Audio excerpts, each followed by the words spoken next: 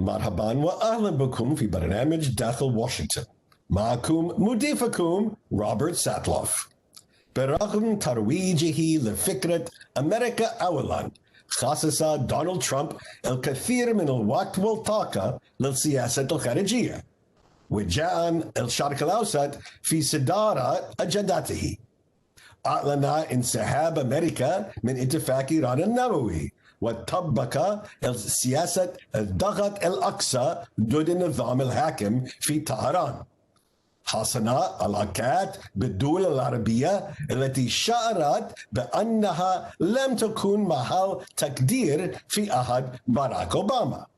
دعم إسرائيل في قضايا سياسية مثل نقل السفارة الأمريكية إلى القدس، وقضايا استراتيجية مثل العمليات الإسرائيلية لمنع إيران من تزويد حزب الله بأسلحة متقدمة، وبنى علاقات جديدة بين إسرائيل والدول العربية. وعدد الجنود الأمريكيين في المنطقة اليوم أقل من عددهم قبل 4 أعوام.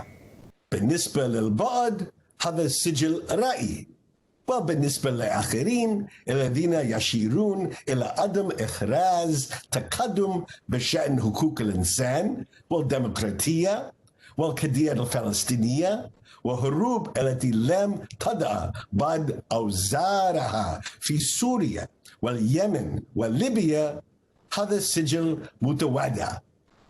لمناقشة السياسة الأمريكية في الشرق الأوسط في عهد إدارة ترامب، يسرني أن أرحب بصديقي ديفيد شينكر، مساعد وزير الخارجية لشؤون الشرق الأدنى. Welcome back to Dakhel, Washington. Of all the regions of the world, the Middle East played a huge role in Trump administration foreign policy. It may have been America first, but the president and his foreign policy team devoted enormous energy to tightening sanctions on Iran and imposing pressure on the Iranian regime, to building Middle East peace. And to look at Trump administration foreign policy in the Middle East, I am delighted to welcome my very good friend, Assistant Secretary of State for Near East Affairs, David Schenker. David, thanks for joining us today. Good to be with you, Rob. So, David, when you look back on the administration's achievements in the Middle East, what's at the top of the list? Well, listen, I think that the amount of leverage that was acquired in pushing Iran, cornering them, forcing them to make hard choices, to get them to the table. We didn't quite succeed in getting them to the table, but we really did isolate them regionally and built an enormous coalition that culminated in many ways with the Abraham Accords, with bringing Arabs together with their neighbors, with their Israeli neighbor. This was a remarkable achievement, and in part it was because of this maximum pressure campaign, and in part because there was a recognition of these Arab states of their national strategic interests. So I think this was an enormous accomplishment. So you link directly the imposition of maximum pressure on Iran and the explosion of Arab normalization with Israel over the last 6 months. I do. I think that there was U.S. leadership on Iran, and I think that this sort of set a regional tone for how you approach Iran. Also, having, I think, creating an environment that encouraged Arab states not only to express their interests vis-a-vis Iran, but to express their national interest over these, I think, Arab nationalist ideologies that persevered for so long. That is, putting your separate economic interests of your people over this ideology, waiting for an intransigent Palestinian leadership to make realistic and productive decisions for their people. And it really held, I think, a lot of these Arab states hostage for so many years. So if that is, in your view, the most significant achievement, what would you say is your most substantial regret at either something that you're unable to achieve that you wanted to achieve, or something that you tried that just didn't succeed? Goodness, I mean, there's a lot. I think there were a lot of singles that I hit, maybe an occasional double. This is a baseball metaphor, as we point out to our Middle Eastern viewers. That is, the fact that nothing went off the rails, I think, is an accomplishment of itself. The Near East Affairs Bureau at the State Department has the highest percentage of failed and failing states of any other regional bureau in the world. And so it's crises after crisis. If I had more time, I really would have not only liked to move the crisis in Yemen forward, I would have liked to have solved the Safar tanker situation, which is basically a disaster waiting to happen. An environmental disaster. Right. It's an environmental, economic disaster. A ship with 5 times the size of the Exxon Valdez, full of oil, in a 40-year-old rotting tanker off the coast of Yemen that is mined, and that is in a very dangerous area. And should that tanker leak, it will foul the coasts of Yemen, of Saudi Arabia, maybe get all the way out to Oman. It closed down the Bab el-Mandeb, but prevent shipping from moving through. It really would be an enormous catastrophe of economic and environmental proportion. So I wish I was able to solve that. We tried. We worked it hard. I think I hope the next administration makes an effort to push that forward. And then, of course, issues like Libya, where we've made progress and bring the parties together, where Libyans are actually choosing to engage right now, and I think in a productive fashion. It took too long. I wish I could have gotten the Europeans perhaps to do a little bit more on enforcing the arms embargo, the UN arms embargo. But, overall, I think, I don't want to give me a grade on the scorecard, but I think we accomplished a fair amount. There's still tons of work to be done. David, I don't think it's intemperate to say that not every country in the world is going to mourn the passing of the Trump administration. But in the Middle East, there is a surprising number of Trump-friendly countries, perhaps more than any other region, both Arab countries and Israel. Why do you think so many Middle Eastern countries warmed up to this administration? Well, first, I think, was the approach toward Iran. Second was, I think, just straight talk. There wasn't a whole bunch of rhetoric here or sort of, ideology that clouded the relations. I think a lot of these countries like the deal on the issue of economics, on the issue of national interest. Purely, there may be criticism going forward of this administration for not pressing for more, perhaps on certain equities or human rights. We made those representations, but I think they could relate to the president. I think the secretary had very good relations with leadership in the region, was in communication routinely. But I think it was an overall approach to the region that made sense for these countries, and was, I think, liberating for them in many ways. Is there any place in this region that spans Morocco to Iran, any place you wanted to get to, but you weren't able to get to in your time in office? Yeah, there were two. I was actually slated to go to Yemen and Socotra, this tiny island of some miles off the south coast of Yemen. I dare say I will not get back there in my lifetime. So I was hoping to visit there. There was increasing interest by countries like UAE and Socotra. I was hoping to get to Libya as well, and that's something that I could have done had I had perhaps more time. But, it turned out that assistant secretary is a pretty big job, and I couldn't get everywhere where I wanted. I will be going, hopefully in the coming weeks, to North Africa again. and hit Algeria, I hope, a very important country to the United States and one that increasingly deserves attention. So before we go to our break, let me just ask you quickly about that. Major American policy change, the recognition of Western Sahara. Do you expect this will have an impact on security and stability in Northwest Africa? Well, I hope it has a stabilizing effect. Certainly, closer Moroccan relations with Israel will benefit Morocco's economy, it benefit Morocco's security. I think this has beneficial impact beyond the borders of Morocco. Certainly not everybody agrees with that decision. The Algerians have voiced some displeasure with it. Of course, the Polisario is undoubtedly disappointed as well. But I think that it will have a positive effect in the region. Now, there are some 20 countries, throughout Africa and in the Middle East that recognize already, had already recognized the Western Sahara was indeed part of Morocco.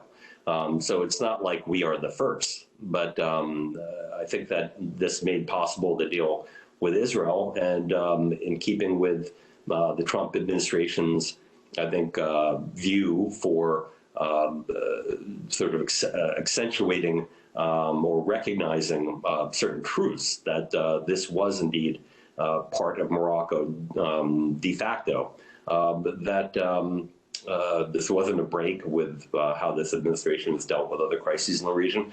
And I think, and I hope that it will have a positive impact. And hopefully going forward, I know I'm planning on going to Algeria. I hope subsequent administrations pay more attention to Algeria. It is an important country with a large population, a large youth population, tremendous hydrocarbon resources, and a country that is in the midst of a transformation. They have taken votes in the parliament to changing certain trade laws, archaic laws that prevented foreign companies from owning more than half of the companies that they invest in Algeria. And so this is a real barrier to the development of one's economy. I think that didn't pass as such, but it would have been unthinkable half a decade ago or a decade ago that Algeria would even be considering this. So it's a very promising relationship. The United States has a deep counterterrorism relationship with Algeria.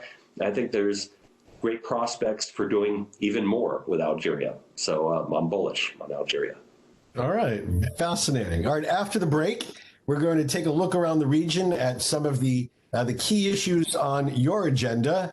And I will get some image of where you think the Middle East will be when you hand off responsibility to your successor in just a moment here on Untitled Washington.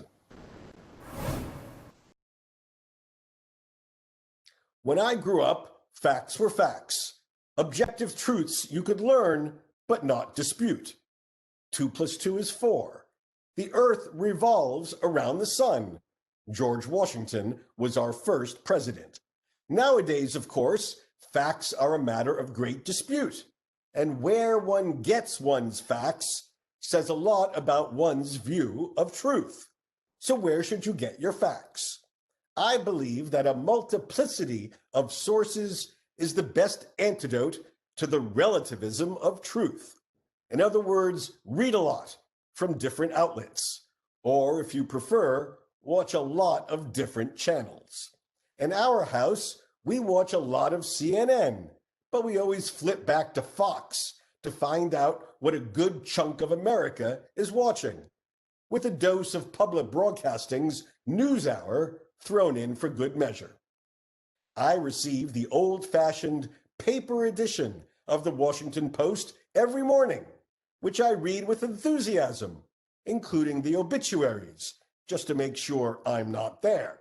But I also read a lot of other newspapers online, from mainstream American media like the New York Times and Wall Street Journal to a range of foreign media, which in the Middle East includes everything from the Times of Israel to Sharq, Al-Awsat.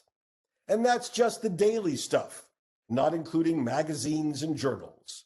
Yes, it can be tiring. Being an informed person is more time-consuming than it used to be.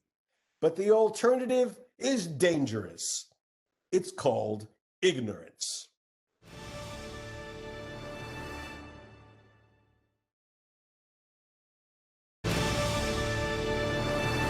Again, my guest today is David Schenker. David is Assistant Secretary of State for Near East Affairs in the Department of State. He has been actively engaged implementing U.S. policy from Morocco to Iran. An alumnus of the Department of Defense in the George W. Bush administration, he served for many years as the director of the Arab Politics Program and my longtime colleague as a senior fellow at the Washington Institute for Near East Policy. So, David, let's take a look at a number of key countries and issues around the region, and I'll ask your view on Trump administration approach. So let's begin with Iran, what you cited as the most significant achievement. The administration, of course, pulled out of the Iran nuclear deal and said it hoped to apply maximum pressure to achieve a bigger, better deal. It certainly applied the pressure. We didn't get the bigger, better deal. Why not?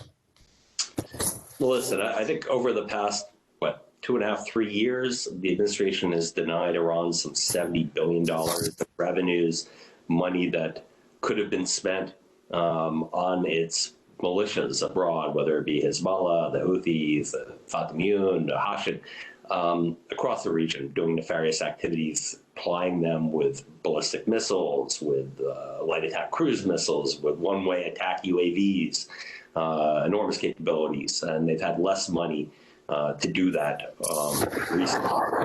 But at the end of the day, the administration pulled out 2.5 years ago, give or take. There wasn't enough time. The pressure on Iran is enormous. I am confident that had the regime in Tehran been looking at another 4 years of the maximum pressure campaign, there would have been negotiations with the Trump administration.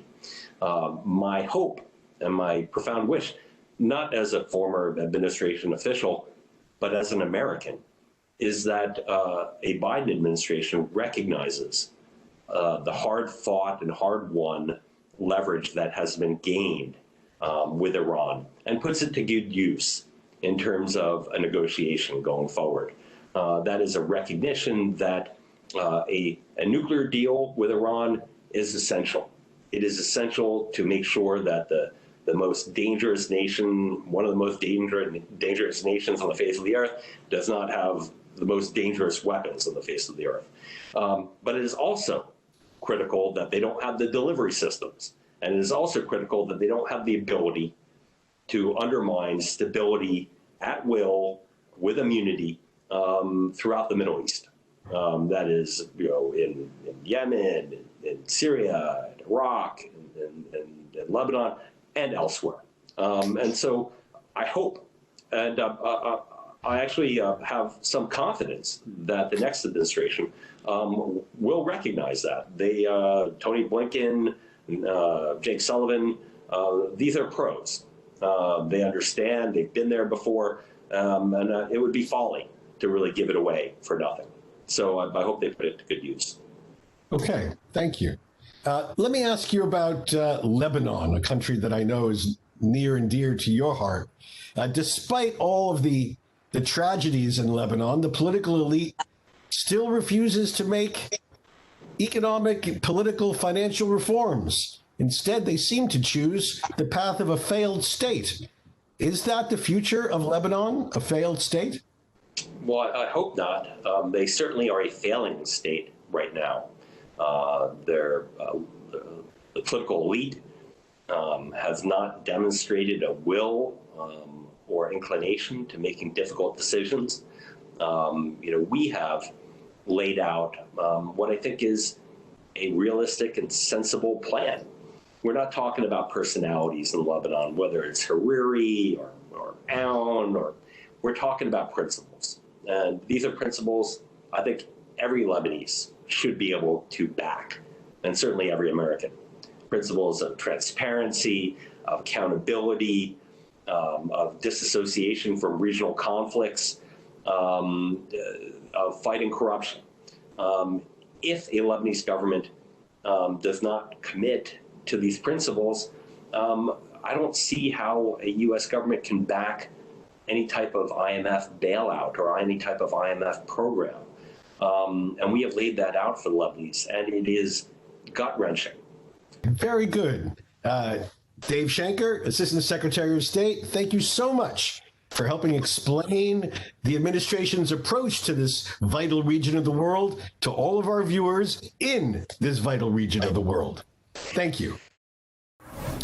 Poor Joe Biden, poor Tony Blinken. They have so much to do. In just the Middle East, they ran on a platform of returning America to the Iran nuclear deal, at the same time as we pressure Iran to end its support for terrorism, subversion, and instability throughout the region, of promoting renewed respect for human rights and democratic values, especially among our more autocratic Middle East allies, and of restarting some dialogue with the Palestinians, even as we maintain firm support for Israel's security. That alone is a full agenda. But there's more.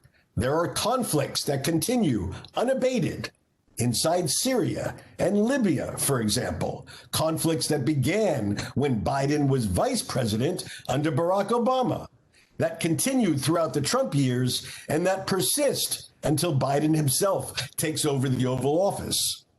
These are combustible conflicts in which numerous parties play a role, including Russia, Turkey, and the Europeans. Each is a massive migraine headache. And there's more than that. There's the world's worst humanitarian crisis in Yemen that's likely to get even worse in the days before Biden's inauguration. In fact, there are signs that the situation in Yemen is so bad that refugees are beginning to flow out of the country into neighboring countries. When refugees try to get into Somalia, you know that the situation in Yemen is horrific. But wait, there's even more things on the agenda. As an enticement to convince Morocco to edge closer to full diplomatic relations with Israel, the Trump administration changed longstanding policy to recognize Rabat's claim of sovereignty over the Western Sahara. Will this shift trigger a resumption of hostilities between Morocco and the Polisario Front backed by Algeria? Could those tensions affect the broader concern about stability and security in the Maghreb and the Sahel regions? Well, that's one issue the Biden team surely didn't expect to have on its diplomatic agenda. Did I mention that none of these are the most important foreign policy issues on the new president's agenda? China, NATO, the climate crisis, they compete for the top spots. But the Middle East will force itself on the agenda too. The competition between what's important and what's urgent is one of the most important issues in government. Getting the balance right is one of the most difficult challenges any president, any secretary of state, any administration can face. I think it's time to buy that extra big bottle of Tylenol. بهذا نصل لنهاية هذه الحلقة من برنامج داخل واشنطن. إذا كانت لديكم أي استفسارات أو تعليقات حول هذه الحلقة، وخاصة حول مستقبل سياسة الولايات المتحدة في الشرق الأوسط في عهد الرئيس بايدن، أرجو أن تتواصلوا معي عبر تويتر على هاشتاج Inside Washington أو أن تراسلوني مباشرة على @RobSatloff.